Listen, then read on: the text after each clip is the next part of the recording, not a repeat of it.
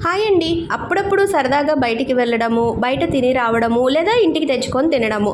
ఇలా అందరము చేస్తూ ఉంటాము. కానీ మా వారు గుడికి వెళ్ళడము డైలీ అది మానడం ఉండదు.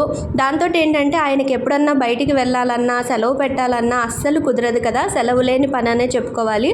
అలాంటిది ఎందుకో మొన్న ఒకరోజు సడన్‌గా ఆయన సినిమాకి వెళ్దామా అని అడిగారు.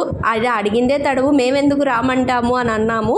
ఆయనకి వెళ్ళాలనిపించిందిట. వెంటనే మా ముగ్గురిని తీసుకొని డీజే తిల్లుది కొత్త మూవీ రిలీజ్ అయింది కదండి, దానికైతే తీసుకెళ్లారండి.